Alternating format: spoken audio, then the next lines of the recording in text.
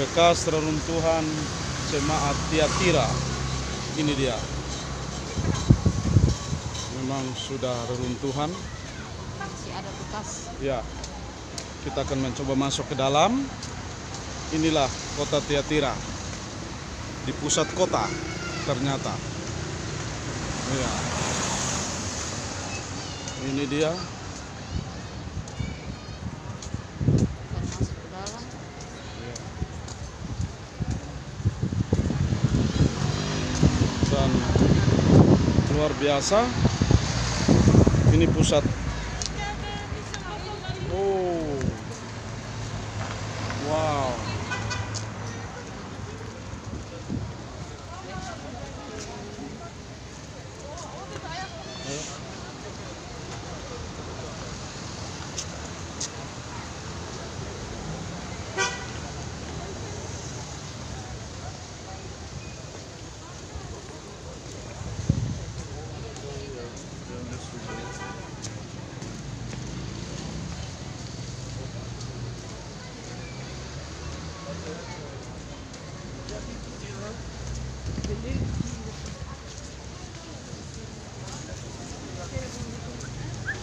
Kita ada di Tiatira.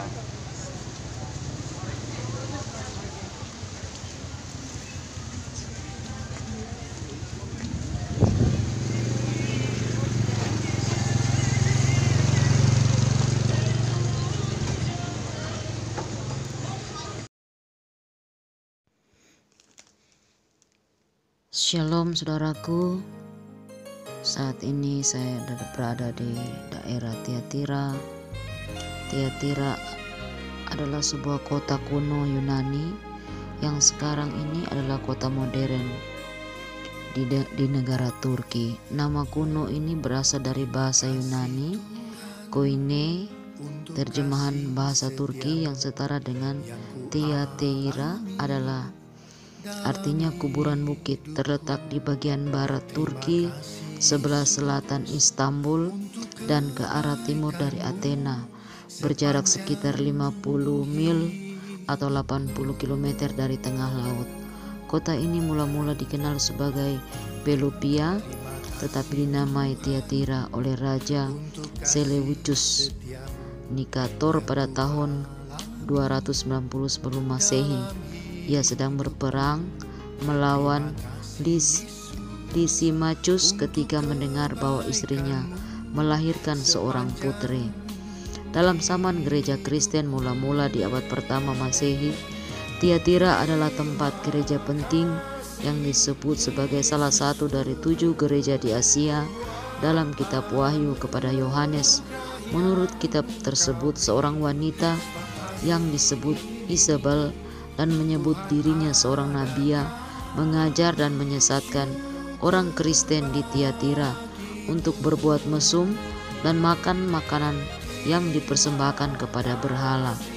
Rasul Paulus dan Silas mungkin saja mengunjungi Tiatira dalam perjalanannya yang kedua atau yang ketiga. Selain dicatat bahwa mereka melalui sejumlah kota-kota yang tidak disebut namanya di daerah itu dalam perjalanannya yang kedua. Ketika pertama kalinya sampai di kota Filipi, Paulus dan Silas tinggal di tempat seorang perempuan bernama Lydia, penjual kain ungu dari Tiatira, yang beserta seluruh keluarganya merupakan orang Kristen pertama di tempat itu. Perempuan itu terus menolong mereka ketika dipenjara dan sampai dilepaskan. Saat ini gereja gereja Tiatira itu sekarang hanya berbentuk sisa-sisa bangunan oleh karena bangunan ini sudah berdiri berabad-abad yang lalu dan oleh karena pengaruh gempa bumi yang sering terjadi di daerah Turki, maka gereja ini juga ikut roboh oleh karena pengaruh gempa bumi, dan masyarakat yang ada, orang-orang Kristen zaman dulu, mereka telah berpindah ke daerah Yunani, sehingga daerah atau gereja Tiatira ini sekarang yang berbentuk tiang-tiang atau sisa-sisa dari bangunan gereja yang ada.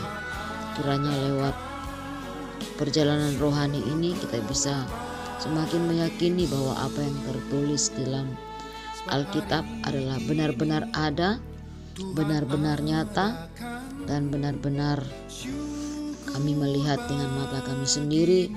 Dan biarlah lewat pengalaman melihat kota Tiatira ini dari sejarah yang ada, kita belajar untuk tidak terpengaruh dengan keadaan atau kondisi apapun yang terjadi, atau pengaruh-pengaruh penyesatan yang bekerja di akhir zaman ini. Kita harus tetap teguh dan kuat dan tetap setia di dalam pengajaran yang benar, di dalam firman yang benar, sehingga hidup kita tetap terpelihara dalam iman, percaya yang sungguh, yang murni kepada Tuhan Yesus. Tuhan memberkati kita. Shalom.